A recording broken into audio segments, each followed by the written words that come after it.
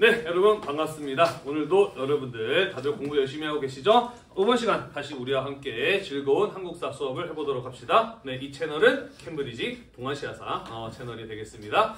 자, 우리가 지난 시간에 이 몽골의 간섭과 정치 변화에 대해서 배우고 있는 중이었어요. 그죠? 지난 시간에 배운 내용 잠깐 복습하고 마저 이어서 살펴보도록 하겠습니다. 자, 우리 지난 시간에 이런 이야기들을 하고 있었어요. 13세기 초에 칭기스칸이라는 인물이 등장을 해서 몽골 부족을 통합하고 활발한 정복 활동을 통해서 대제국을 건설해 나가기 시작하였다라고 이야기를 하였습니다. 자, 그러면서 고려의 경우에는 거란족의 침입을 계기로 몽골족과 처음 접촉하였다라고 이야기를 하였어요. 그죠? 자, 그 과정에서 몽골이 많은 양의 곡물을 고려에게 요구하였고 고려는 그 요구를 들어주었는데 문제는 이 몽골 사신이 돌아가는 길에 살해당하는 일이 벌어집니다. 그죠? 자, 그러면서 몽골이 이것을 계기로 고려를 침략하게 되니 약 40년에 걸친 대몽 항쟁이 시작되었다라고 이야기를 하였습니다. 자, 당시 권력을 장악하고 있었던 최씨 무신 정권은 수도를 강화도로 옮겨서 항전을 이어나가요. 자, 그러면서 한반도의 거의 대부분의 지역이 몽골군의 침략을 받게 되는데 이들을 막아내야 되는 역할은 민중, 백성들에게 남겨지게 되었다라고 이야기를 하였습니다. 자, 그러면서 이들의 피해가 굉장히 컸기 때문에 이 무신 정권 내부에서도 굳이 계속 이렇게 해야 되느냐라고 하는 이의가 제기되었다라고 이야기를 하였어요. 그죠? 자, 결국 최씨 무신 정권은 무너지게 되고요. 이후에 고려의 경우에는 몽골과의 항쟁을 끝내기로 마음을 먹습니다. 항복을 결정을 하게 되죠. 자, 그러면서 수도를 다시 개경으로 돌아오게 되었다라고 이야기를 하였고요. 이러한 결정에 반대했던 삼별초의 경우에는 끝까지 저항을 하려 하였으나 결국 진압되면서 대몽 항쟁은 끝이 나게 되었다라는 거 지난 시간에 함께 이야기를 했었습니다. 자, 그러면서 이후에 고려는 원나라의 간섭을 받게 되는데 다만 쿠빌라이의 경우에는 그가 칸의 자리에 오르는 과정에서 고려를 무척이나 좋아하게 됩니다. 그죠? 고려에 큰 호감을 느끼게 돼요. 자, 그러면서 고려의 왕과 자신의 딸을 결혼을 시키게 되면서 이후에 고려는 원나라의 사위의 나라 부마국이 되었다라는 이런 이야기 했었어요. 그랬나요? 네. 자, 그러면서 이후에 고려에 어떤 것들이 바뀌게 되었느냐. 아이씨, 이분이 또 덥네. 자, 왕실의 용어와 관청의 제도 이런 것들이 제후국 수준으로 낮아지게 되었다라고 이야기를 하였고요. 원나라는 고려에 정동행성을 설치하고 다루가치라고 하는 감독관을 파견을 해서 고려의 내부 정치에 대해서 간섭을 하였다라고 이야기를 하였습니다. 뿐만 아니라 쌍성총관부, 동령부, 탐라총관부 같은 이러한 것들이 원나라의 지배에 들어가게 되면서 일부 영토를 잃어버리게 되었다라고 이야기를 하였고요. 일제강점기에 친일파가 권력을 잡았던 것처럼 원간섭기였기 때문에 권문세족이라고 불리는 친원파 이 세력들이 고려의 권력을 독점하였다라고 이야기를 하였어요. 특히 도평의사사를 장악하여서 그들이 고려의 권력을 장악할 수 있었다라는 거 이야기를 하였고 그렇게 장악한 권력을 바탕으로 농민들의 토지를 빼앗고 그들을 노비로 삼으면서 자신의 재산을 늘려나갔던 이들이 권문세족이었다. 그래서 이들이 집권하게 되면서 농민의 삶이 힘들어졌으며 나아가서 세금을 내야 될 농민들이 노비가 됨에 따라 국가로 들어오는 재정 수입, 세금 수입도 줄어드는 문제가 나타나게 되었다라고 이야기를 하였어요. 뿐만 아니라 원나라는 시시때때로 고려에게 많은 양의 공물을 바칠 것을 요구하기도 하였고 공여라든지 환관 같은 이런 사람을 바칠 것을 또 요구하였기 때문에 원간섭기의 고려는 상당히 큰 고통을 겪고 있었다라는 이런 이야기까지 우리가 지난 시간에 했었습니다. 기억이 좀 나나요? 네, 그 뒤에 이야기 마저 이어서 살펴보도록 하겠습니다.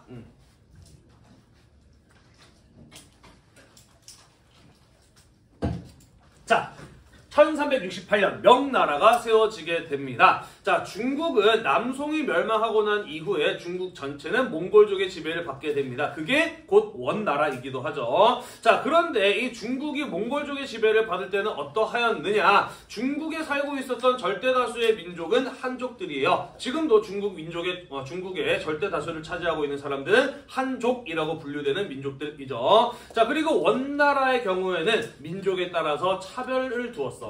몽골족에 비해서 한족들은 차별을 받았습니다. 자, 그러다 보니까 이 몽골족이 세웠던 원나라 하에서 지배를 받는 한족들은 그러한 차별로부터 많은 고통을 받고 있었던 거예요. 그러다가 14세기 중반 가게 되면서 원나라의 국력이 좀 점차 약화되기 시작을 하자 오랫동안 고통받았던 한족들이 몽골족들을 중국에서 몰아내자라고 하면서 여기저기서 반란을 일으키기 시작을 합니다. 자, 이들 한족 반란군들의 경우에는 머리에 빨간색 두건을 원을 썼어요. 그래서 우리는 이 사람들을 무엇이라고 부르냐면은 홍건적이라고 이야기를 합니다. 자, 그 홍건적을 이끌던 사람들 가운데 주원장이라고 하는 사람이 몽골군들을 중국에서 몰아내고 1368년 새롭게 명이라고 하는 나라를 세우게 됩니다. 이후에 계속해서 이 몽골족들을 공격하면서 그들을 중국에서부터 몰아내게 돼요. 자, 그러면서 중국에서의 왕조가 원나라에서 명나라로 바뀌게 되는데 우리는 이 시기를 일컬어 무엇이라고 부르냐면은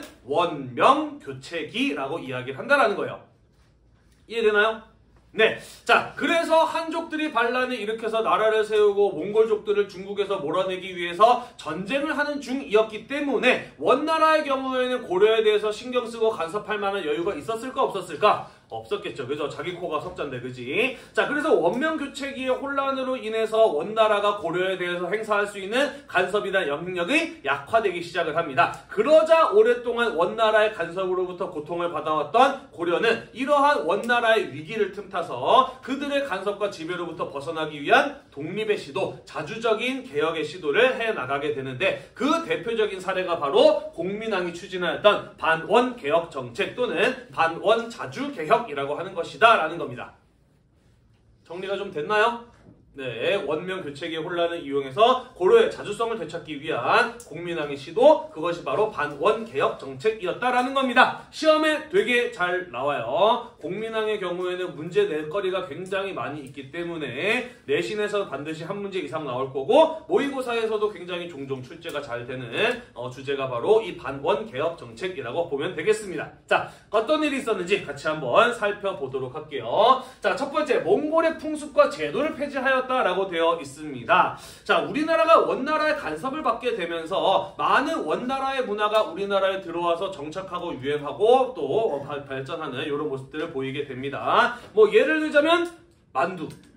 원 간섭기부터 만들어 먹기 시작했다라고 해요. 증류식 소주 같은 것도 원나라 때부터 만들어 먹기 시작하였다라고 하고, 뭐 신부가 전통 혼례할 때 연지 곤지를 찍고 족두리를 쓰는 거, 이런 것들도 원나라로부터 넘어온 문화라고 이야기를 합니다. 자, 특히 이 시기에는 사람들이 어떠한 헤어스타일과 어떠한 옷 스타일을 하고 살았느냐, 여기 밑에 나와 있습니다만은 변발과 몽골식 의복 등이라고 나와 있어요. 그죠? 변발 들어봤나요? 네, 변발. 우리가 중국 사극 청나라 시대를 배경으로 하는 사극에 보면은 이런 사람들 머리 나오죠. 그죠? 앞머리를 밀어요. 어디까지? 정수리까지 밀어요. 그죠? 그 다음에 뒷머리는 어떻게 해요?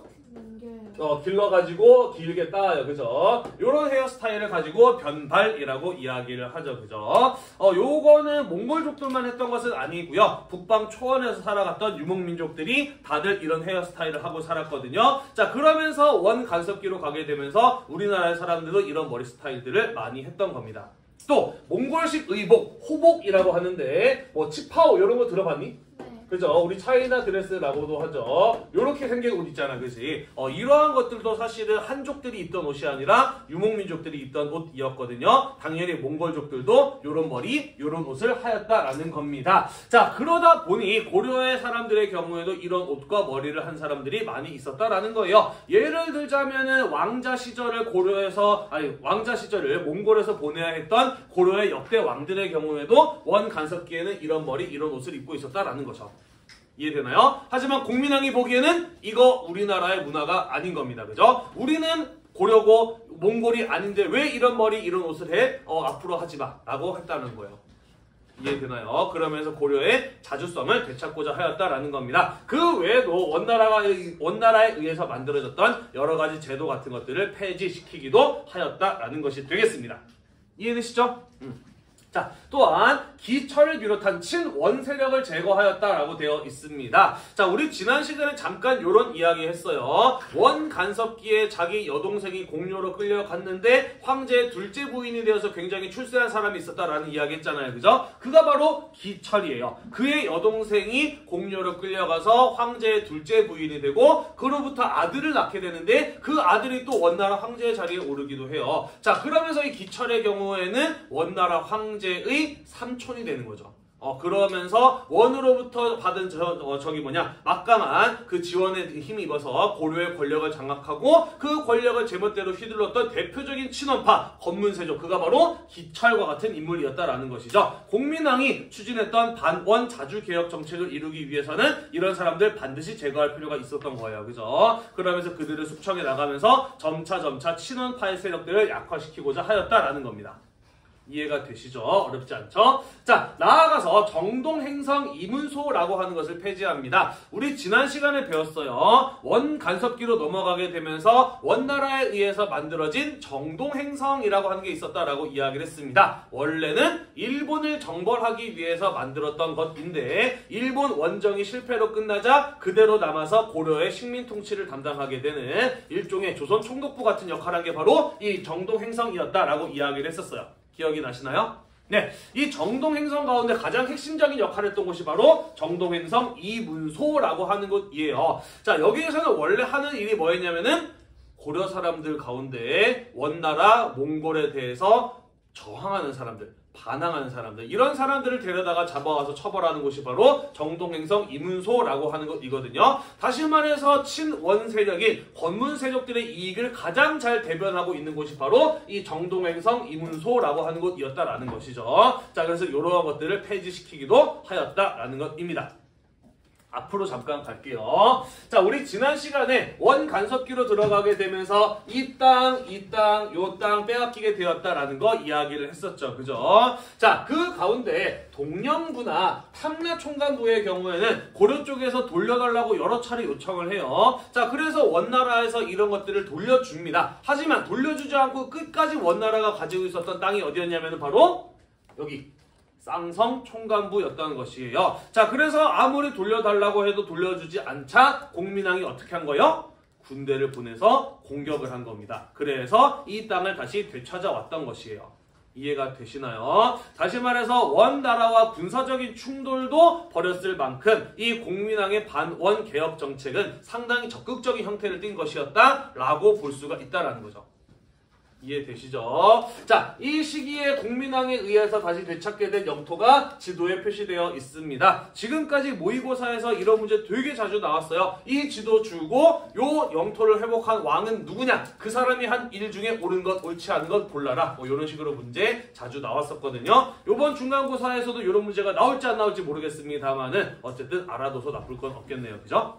주의 깊게 살펴봐 두도록 합시다. 자, 넘어가서요. 신돈이라는 사람을 등용해서 전민변정도감을 설치합니다. 그러면서 권문세족들이 가지고 있었던 불법적인 노비를 해방하고 토지를 반환하도록 해요.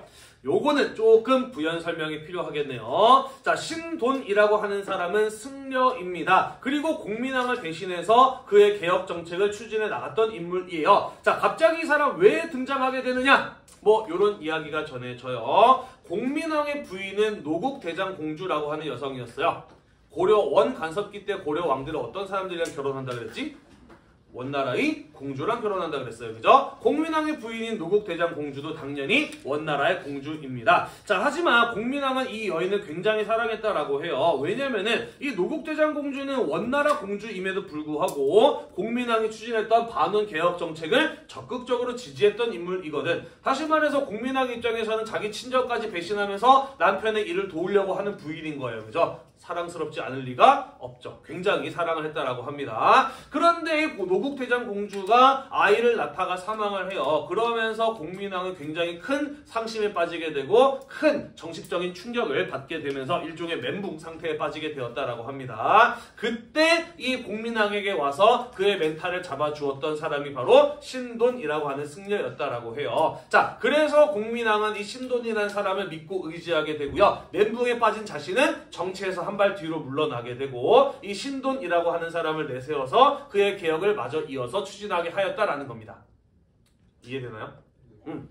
자, 그가 만든 전민변정도감이란 무엇이냐? 전, 밭전자여 민 백성 민자입니다. 논밭과 백성이란 뜻이고요. 변정 잘못된 것을 바뀐 것을 바로 잡는다라는 뜻입니다. 논과 밭 그리고 농민들에 있어서 잘못된 것을 바로잡기 위한 관청 그게 바로 전민 변정 도감이었다라는 것이죠. 잠깐 앞으로 갈게요. 자, 우리 지난 시간에 이야기했습니다. 이 친원적 성향의 권문세족들의 경우에는 권력을 이용해서 농민의 땅을 빼앗고 그들을 노비로 삼아서 자신의 재산을 늘리는 한편 국가 재정을 악화시키는 부작용이 일어나게 되었다라고 이야기를 했잖아요. 그죠? 자, 그래서 권문세족들이 이러한 횡포를 부려서 그 밑에 있는 농민들은 자기의 땅을 빼앗기고 자유를 빼앗기면서 굉장히 힘들어졌던 거잖아요. 그죠? 자, 그래서 이런 일을 바로잡기 위해서 권문세족들이 불법적으로 빼앗은 땅 다시 원래 주인에게 돌려주는 겁니다. 권문세족이 불법적으로 노비를 만든 사람 그에게 다시 자유를 주는 거예요.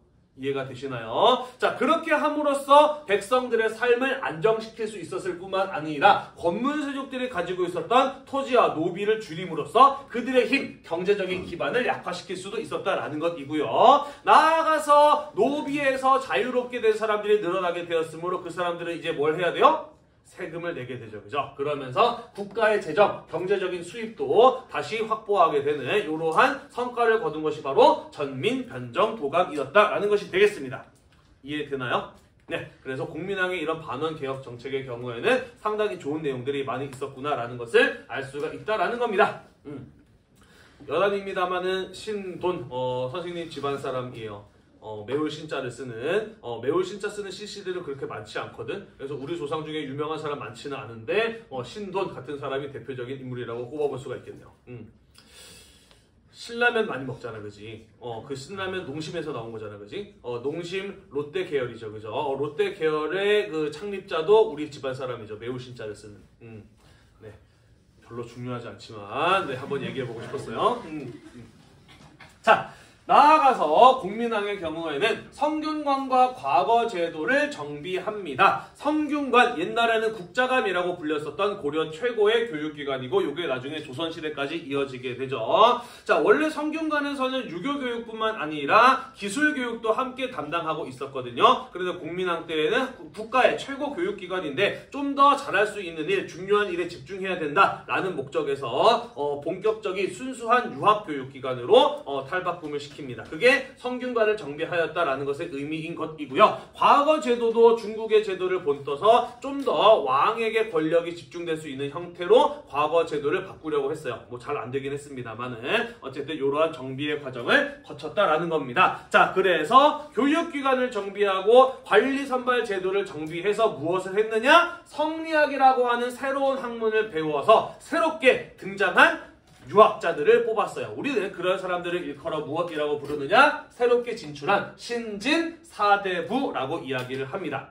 자, 이 신진사대부들을 왜 뽑게 되느냐? 이렇게 보시면 돼요. 지금 공민왕의 경우에는 권문세족과 싸워서 고려의 자주성을 회복하려는 개혁을 추진해 나가고 있는 인물입니다. 그죠? 따라서 이런 일을 하기 위해서는 뭐가 필요하느냐? 나의 손발이 되어서 나랑 같은 편을 먹고 권문세족이랑 싸워줄 수 있는 사람들이 필요해요. 그죠? 기왕이면 어떤 사람들? 똑똑하고 유능하고 그죠? 충성스러운 사람들이 필요합니다. 그죠? 그래서 성리학이라고 하는 새로운 학문을 배운 똑똑한 유학자들을 새롭게 뽑은 거예요. 그들이 바로 신진사대부라고 불리는 사람들이었다라는 것이고 이들이 공민왕과 함께 손을 잡고 권문세족과 맞서 싸우면서 고려 말의 사회를 개혁하려는 세력들로 점차 성장해 나가게 되었다라는 것입니다. 이해가 되시나요? 네, 별로 어렵지 않죠.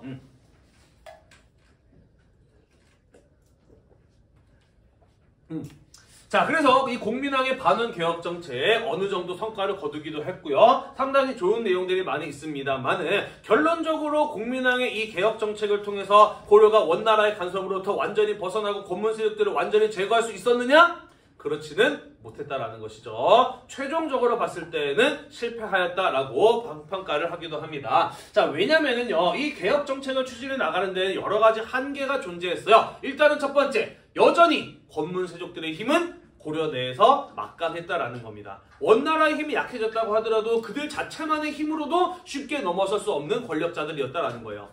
그리고 그들과 맞서 싸우기에는 아직까지 신진사대부와 같은 개혁 세력들의 힘은 이제 막 커가는 중이었기 때문에 이 권문세족이라는 세력들의 벽을 넘어서기는 쉽지 않았다라는 이야기가 되겠습니다. 뿐만 아니라 홍건적과 외구의 침입 등으로 인해서 이 고려 내에서의 정치를 개혁을 주도해 나가기에 집중하기에 상당히 어려운 상황일 수밖에 없었다라는 거예요. 뭔 소리냐? 홍건적, 아까 어떤 사람들을 홍건적이라고 한다 그랬지? 그렇죠. 머리에 빨간색 두건을 쓴 사람들, 원나라 몽골족들을 중국에서 몰아내기 위해서 중국에서 반란을 일으킨 한족 반란군이 홍건적이다라고 이야기를 했습니다. 이들은 결코 단일한 세력은 아니었어요. 그 넓은 중국 곳곳에서 저마다 머리에 빨간색 띠를 두르고 반란을 일으킨 사람들이 여럿 있었다고. 물론 그들 가운데 주 원장처럼 성공해서 새로운 나라를 세운 사람도 있었지만 반대로 몽골족에게 패해서 쫓기고 도망다니는 세력들도 있었어요. 그리고 그 패해서 쫓기고 도망다니던 세력들 가운데 일부가 동쪽으로 도망가서 고려까지 침략을 해오게 되는 겁니다. 그러면서 고려에서 그들이 필요하는 식량이나 무기 이런 것들을 확보하고자 했던 것이죠. 자, 그래서 이런 홍건적의 침입으로 말미암아 공민왕은 이 경북에 있는 안동까지 도망가야 될 정도로 국가적으로 큰 위기를 겪기도 했어요. 이런 상황에서 개혁에 집중할 수 있을까 없을까? 당연히 없겠죠. 그죠? 그러면서 이 자신이 추진하고 있었던 개혁 정책을 그대로 이어가기 상당히 어려운 상황이었다라는 것입니다. 뿐만 아니라 외구의 침입도 있었어요. 외구라고 하면은 일본에서 발생한 해적을 외구라고 이야기를 하죠. 당시 일본은 상당히 정치적으로 혼란한 상황이라서 많은 외구가 발생하였고 이 외구들의 경우에는 한반도의 해안가나 중국의 해안가를 집중적으로 약탈하는 이들이었습니다. 해적이라고 하면은 여러분들은 어렸을 때부터 원피스를 보고 자란 사람들이라서 그죠? 기껏해야 와봐가지고 고무고무 총이나 쏟아 가겠지 뭐라고 이렇게 생각할 수가 있는데 전혀 그렇지 않아요. 규모가 어느 정도였느냐? 적게는 배 수십 척, 많게는 수백 척의 배를 타고 나타납니다. 머리 숫자로 따지자면은요, 적게는 수백 명이었지만 많을 때는 수천 명, 만 명, 2만 명 가까이 규모가 됐던 이들이 바로 외구라고 불리는 세력들이었다라는 것이죠. 거의 전쟁의 규모와 가까웠다라고 보아도 무방하다라는 것이에요. 그래서 이런 애들이 나타나서 해안가를 약탈하고 하다 보니까 당연히 개혁 정치에 집중하기 어려운 상황이기도 했다라는 것이에요. 네, 그래서 이러한 한계로 인해서 공민왕이 개혁을 추진해 나가는데 많은 어려움이 있었고 결국 공민왕의 경우에는 중간에 살해당해요. 시해당하게 되면서 그가 추진되었던 개혁도 중단되어 버리고 말았다라는 얘기가 되겠습니다. 이해가 되나요? 네. 자, 그래서 공민왕의 개혁 정책 나름 내용이 좋은 게 많았고 어느 정도의 성과를 거둔 것도 분명히 있었습니다만은 최종적으로는 개혁이 중단되어 버리고 말았다라는 것이 되겠어요. 누가 죽였을까 공민왕? 신돈이? 아니에요. 신돈의 경우에는 권문세족들의 반발에 부딪히자 공민왕은 신돈을 희생양으로 삼아서 자기 손으로 제거합니다. 내가 잘못한 거 아니야. 신돈이 그래서 신돈을 이렇게 치워버려요. 또 누가 죽였을까? 원나라 쪽 사람들이 지금 맥락을 보면 아마 원나라 쪽이나 권문세족이 죽였을 것이다 라고 생각하기 좋은데 사실은 전혀 관계가 없고요. 조선시대 때 쓰여졌던 고려사에 의하면 다음과 같은 내용이 기록되어 있습니다. 공민왕, 아까 노국대장 공주가 죽었을 때 큰 충격을 받았다라고 했잖아, 그지? 그래서 그 정신적인 충격이 너무나 큰 나머지 성적인 취향도 변했다고 해요. 원래 여자 좋아하던 사람이었는데 남자를 좋아하게 되었다라고 해요. 그래서 자기의 몸을 지키려고 보디가드들을 뽑아 자제위라고 하는 호위무사들을 뽑는데 용감하고 싸움 잘하는 사람들을 뽑는 게 아니라 잘생긴 미소년들만, 아이돌 같은 미소년들만 골라서 뽑더라는 겁니다. 그리고서는 방문을 걸어담그고 안 나왔다. 이런 얘기들이 적혀 있어요. 자, 그래서 신하들이 공민왕한테 가서 지금 대를 이을 왕자가 없는데 지금 뭐 하는 거냐, 빨리 이제 왕자를 만들어라 라고 이렇게 압박을 넣자 이 공민왕이 열받아가지고 자기가 데리고 있었던 그 호위무사 가운데 한 명한테 야, 네가 가서 내 부인들 중에 하나 임신시켜 라고 이렇게 명령을 내렸대요. 그래서 실제로 공민왕의 세 번째 부인이 그 자제위라고 이라고 하는 호위무사 중 한 명과 임신을 하게 되자 그 소식을 알렸어요. 그랬더니 국민왕이 그러면은 그 아이가 네 아이가 아니라 내 아이여야 하는데 이 사실을 아는 모든 사람 다 죽여야겠네? 라고 하면서 그 호위무사를 비롯한 내시 몇 명과 그리고 그 호위무사를 같이 죽이려고 했어.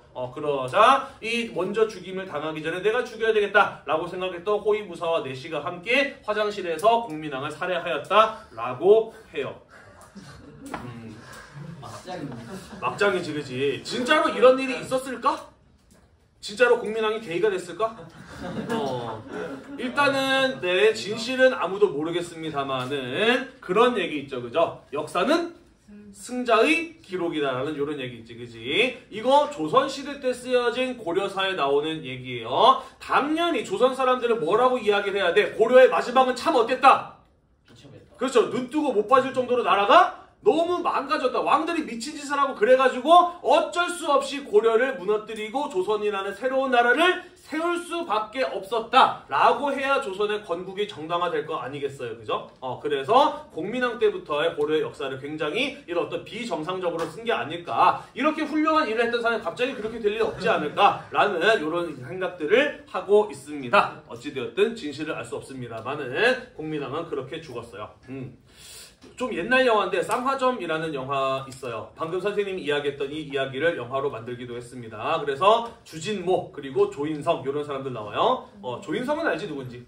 주진모라는 잘생긴 배우가 공민왕, 그 다음에 조인성이 자제위 호위무사 역할을 하고요. 그리고 그 사이에 껴있는 여인으로 송지효가 나와요. 런닝맨 나오는. 아마 지금 여러분들은 못 볼 겁니다. 왜냐하면 청불이거든요. 나중에 관심 있으면 나중에 한번 찾아보시기를 바래요. 나름 꽤 선생님이 재밌게 봤던 기억이 납니다. 야하기도 하고요. 네. 자, 아무튼 국민왕의 개혁은 중단되어 버리고 말았습니다만은 그의 이러한 시도가 아무 의미가 없었던 것은 아니었다라는 것이죠. 이 과정 속에서 앞으로 새로운 시대를 이끌어 나갈 수 있는 개혁 세력인 신진 사대부들을 길러냈다라는 점, 이런 것들은 그래도 그 의의로 평가될 수가 있고요. 또한 홍건적과 외구의 침입을 물리치는 과정에서 새로운 시대를 이끌어 나갈 수 있을 힘을 가지고 있는 군인 세력들, 신흥 무인 세력들이 등장을 하게 됩니다. 대표적인 인물이 바로 최영 그리고 이성계 같은 사람을 꼽아볼 수가 있죠. 우리가 나중에 조선의 건국 과정에서 이 두 사람의 성격에 대해서 다시 한번 이야기를 할 텐데요. 이 둘은 고려 말을 대표하는 전설적인 군인들입니다. 장군들이죠. 하지만 성향은 좀 많이 달랐어요. 최영 같은 경우에는 롤로 치자면은 탱커? 같은 사람이라고 보면 돼요. 어떤 얘기가 전해지냐면은 외구가 침입해 왔어. 그래서 그들을 물리치기 위해서 군대를 끌고 갔더니 외구가 산꼭대기로 도망가. 산꼭대기로 올라갈 수 있는 길은 하나밖에 없어. 그래서 고려 군대가 올라가려고 하면은 미친듯이 활을 쏴놓은 바람에 아무도 무서워서 그 길을 올라가지 못하더라. 그걸 보고 답답해했던 최영 장군이 비켜봐, 내가 먼저 갈 테니까 따라와 라고 하면서 혼자서 말을 타고 큰 칼을 들고 말을 타고 다그닥다그닥 올라가더라. 그러면서 화살이 막 비처럼 쏟아지는데 고슴도치가 되면서도 아랑곳하지 않고 끝까지 달려가가지고 맨 앞에 있는 외구의 적작을 한 칼에 푹 하고 날려버리더라. 그 모습을 보고 고려의 군대가 우와 우리 장군님 짱이다 해가지고 그 뒤에 열심히 따라가서 외구를 물리쳤다라는 뭐 이런 얘기가 전해지기도 해요. 저돌적인 인물이죠. 결코 먼저 걸어온 싸움을 피하지 않는 사람, 최영이라는 사람이 되겠습니다. 최영이 탱커라고 한다면 이성계의 경우에는 좀 딜러에 가까운, 원딜을 넣는 거에 가까운 사람이라고 볼 수가 있어요. 활을 기가 막히게 잘 썼다라고 하죠. 그래서 좀 믿기 힘든 얘기 막 여러 가지 기록되어 있는데 이런 거 있어요. 외구의 적작이 2명이었어. 그 두 사람이 나란히 서 있는 걸 보고 활을 딱 쐈더니 원샷 투킬. 활 하나 가지고 2명의 머리를 꿰뚫어서 죽였다라는 이런 얘기 전해지기도 하고요. 외구의 장수 가운데 굉장히 용맹한 자가 있어서 고려 군대가 애를 먹고 있었다. 그가 온몸을 갑옷으로 뒤덮고 있어서 창과 칼이 들어가지 않더라. 그래서 이성계가 나서서 활을 하나 딱 쐈더니 투구를 묶고 있는 턱끈을 정확하게 탁 맞춰가지고 투구가 벗겨지게 한 다음에 벗겨진 투구를 향해서 정확하게 또 원샷을 날려가지고 헤드샷으로 적을 죽였다라는 이런 얘기가 전해지기도 합니다. 어쨌든 이성계의 경우에는 자기의 그런 어떤 활 잘 쏘는 실력 그리고 전략적인 이런 것들을 이용을 해서 왜구나 홍건적을 물리치는데 활약했던 인물이라고 보시면 돼요. 이 둘의 성격 차이가 나중에 조선 건국의 과정에서 또 위화도 회군 같은 사건들로 이어지기도 합니다. 자, 아무튼 이들 가운데 이성계와 신진사대부가 손을 잡고 고려 말의 사회를 개혁하고 결국에는 조선이라는 새로운 나라를 세우게 되는데 그 이야기는 우리가 나중에 마저 이어서 살펴보도록 하겠습니다. 넘어갈게요.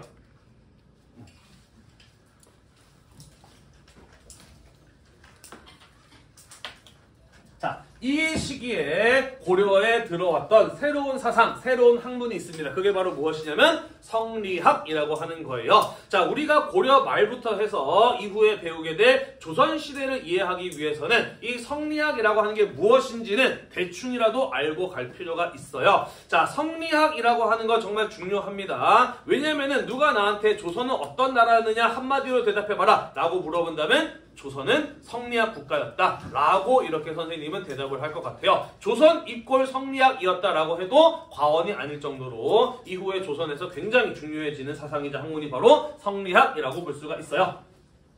자, 성리학은 어떤 학문이냐? 인간의 심, 성과 우주의 원리를 탐구하는 학문이다라고 해서 이 학문의 이름을 성리학이라고 이야기를 합니다. 인간의 본성은 무엇이냐? 우주는 어떻게 구성되어 있으며 어떠한 원리에 의해서 운영이 되느냐? 이런 것들을 탐구하는 학문이 성리학이라고 하는 학문이에요. 자, 이 성리학이라고 하는 학문은 송나라 때부터 연구되기 시작을 해서 남송시대 때 주희라고 하는 사람이 지금까지 이루어졌던 연구 성과들을 다 모아서 하나의 논리체계로 완성해냅니다. 우리는 이런 것을 집대성한다라고 이야기를 하는데 그래서 이 주희의 경우에는 성리학을 완성한 인물로 평가받으면서 후대 사람들에게 대단한 존경을 받게 돼요. 그러면서 공자, 맹자급 인물로 존경을 받게 되면서 이후에 주자라고 불리게 되고요. 그래서 성리학을 다른 말로는 이 사람이 완성한 학문이다라는 의미에서 주자학이라고도 이야기를 해요. 자, 그러면 성리학은 어떤 특징을 가지고 있느냐? 불교의 논리체계를 받아들여서 이전의 유학보다 한층 더 형이상학적이고 실천윤리적인 성격을 갖는 게 바로 성리학이라고 하는 학문이 되겠습니다. 뭔 소리인지 모르겠죠, 그죠? 이렇게 보시면 돼요.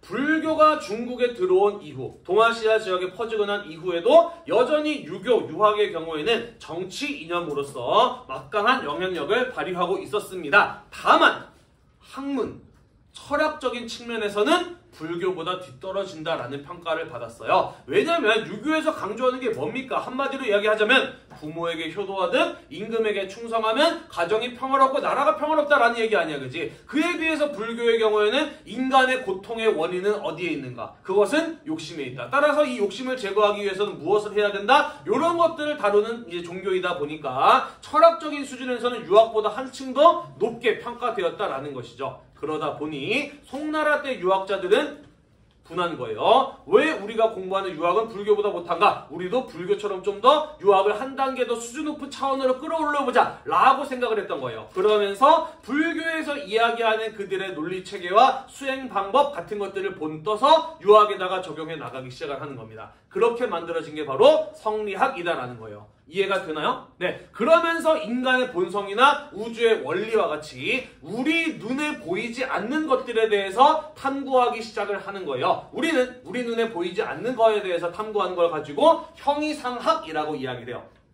형이상학. 뭐 쉽게 얘기하면은 철학적 수준을 높였다. 뭐 이렇게 생각하셔도 관계없을 것 같아요. 나아가서 실천윤리적이다. 내가 올바르게 살아나가기 위해서는 무엇을 해야 되는가? 뭐 이런 것들을 이야기하는 게 또 성리학이기도 합니다. 그러면서 성리학에는 어떠한 내용이 담기느냐? 한 사회를 개혁할 수 있는 논리적인, 이론적인 체계 이런 것들을 또 성리학이 갖추어 나가게 돼요. 이해되나요? 자, 이러한 특징을 가진 성리학은 원간섭기에 안향이라고 하는 사람이 원나라에 갔다가 돌아와서 지금 중국에서 유행하는 최신 학문이라고 성리학을 처음 소개를 합니다. 이후에 만권당에서 원나라의 학자와 교류한 이재현에 의해서 이해의 폭이 넓어지게 되어 뭔 소리냐면은 고려의 왕들은 왕자 시절에 원나라에 머물러야 됐습니다. 고려의 충선왕도 왕자 시절에 원나라에 머물고 있었어요. 그러면서 왕자 시절에 원나라에 나라에 머무는 동안 자기가 공부하기 위해서 만든 독서당이 있어요. 그게 바로 만권당이라고 하는 곳인데 학술 연구기관. 고려의 왕이 되고 난 이후에 우리나라 학자들도 제대로 공부해야 돼 라고 해서 많은 유학자들을 원나라에 유학을 보냈고, 그렇게 갔던 사람 중에 대표적인 인물이 이재현이라는 사람이 있었다. 이 사람이 원나라에 가서 성리학을 제대로 배워와서 그때부터 고려에서 성리학을 본격적으로 가르치기 시작하면서 고려에서 성리학이 점차 확산되어 나가게 되었다라는 이야기인 것이에요. 이해되죠? 어렵지 않죠? 자, 그러면서 성리학이라고 하는 사상, 새로운 사상이자 학문이 고려의 과거 시험의 과목에 포함되기도 해요. 그러면서 이후에 출세하고 싶은 사람들, 과거를 통해서 관직에 진출하고 싶어하는 사람들 당연히 성리학을 공부하게 됩니다. 뿐만 아니라 공민왕이 성균관이라고 하는 교육기관을 재정비하면서 성리학을 본격적으로 가르치려고 해요. 공민왕에게는 왜 성리학이 필요했느냐? 이 사람은 지금 현재의 고려 사회를 개혁하고 새로운 시대, 새로운 세상을 만들어 나가려는 인물이 바로 공민왕이라는 사람이었어요. 그죠? 그렇기 때문에 이전에 볼 수 없었던 새로운 사상, 새로운 이념을 통해서 앞으로 우리는 이런 세상을 만들겠다라고 하는 비전을, 청사진을 보여줄 수 있는 새로운 이론과 논리가 필요했던 거예요. 이해되나요? 새로운 세상을 만들려면 새로운 세상을 이끌어 나갈 수 있는 이론이 필요했다. 우리는 그런 것을 가지고 이데올로기라고 이야기를 하는데, 그 공민왕에게 필요했던 것은 바로 최신 학문인 성리학이었다라는 것이죠. 그래서 성리학을 열심히 가르쳤고 성리학을 열심히 공부한 사람들을 새롭게 과거를 통해서 뽑았으니 우리는 그들을 무엇이라고 부른다? 신진사대부라고 부른다라는 것이에요.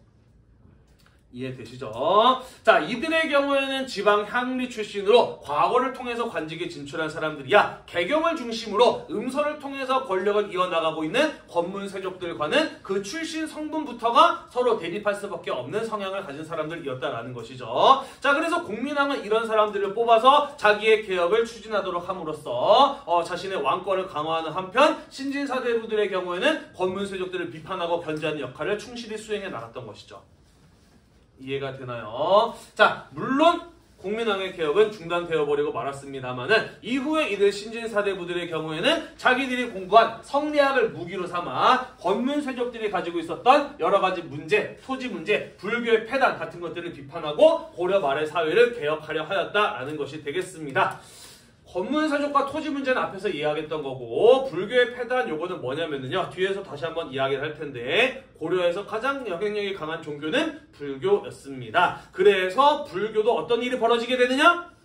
점차 타락하는 모습을 보여주게 돼요. 여러분 뭐 대충 이런 거 중학교 때 배웠을라나? 유럽에서도 종교개혁 같은 거 일어나잖아, 그지? 성직자들이 돈맛을 보면서 종교적인 탐구 이런 거 수행하지 않고 뭐 면죄부 같은 거 돈 받고 팔고 막 이런 거 모습 들어는 봤죠, 그죠? 네, 그와 비슷한 일이 고려에서도 일어나게 돼 불교계가 점차 고려에서 권력맛, 돈맛 이런 것들을 보기 시작을 해요. 또 권문세족들은 그들에게 돈과 권력을 쥐어주면서 자기들을 돕도록 하죠. 그러면서 이 불교 사원 세력들이 그러한 돈과 권력을 이용을 해서 도를 닦기는커녕 백성들을 더욱더 쥐어짜고 착취하고 자기들의 어떤 이익을 챙기는 이런 어떤 타락의 모습들을 보여주게 됩니다. 그러면서 이 신진사대부들 눈에는 권문세족과 더불어서 그들과 함께 손잡고 있는 불교 사원 세력들도 비판과 개혁의 대상이 되었던 것이죠. 이해가 되나요? 그러면서 성리학을 바탕으로 이러한 것들을 모두 비판하고 개혁하는 모습을 보였다라는 것입니다. 그러다가 이성계와 함께 손을 잡고 위화도 회군을 통해서 고려의 권력을 장악하게 되고요. 그들이 함께 새로운 나라를 세웠으니 그게 바로 무엇이었다? 조선이었다. 조선을 세운 사람들의 머릿속에는 뭐가 들어있었기 때문에? 조선을 세운 신진사대부의 머릿속에 뭐가 들어있었기 때문에? 성리학이 들어있었기 때문에 조선은 성리학에 의해서 설계되고 성리학에 의해서 만들어지고 성리학에 의해서 운영되는 성리학 국가로 발전하게 된다라는 소리가 되겠습니다. 대충 이해가 되시나요? 자, 그래서 우리 이번 시간까지 해서 고려의 정치적인 내용들 쭉 이어서 살펴보았습니다. 다음 시간에 고려의 사회, 그 다음 시간에 고려의 문화에 대해서 이야기를 하고요. 조선시대로 넘어가 보도록 하겠습니다. 오늘도 공부하느라고 대단히 고생이 많으셨고요. 이 수업이 여러분들의 한국사 공부에 도움이 되셨다면 구독과 좋아요 잊지 말고 눌러주세요. 수고했습니다.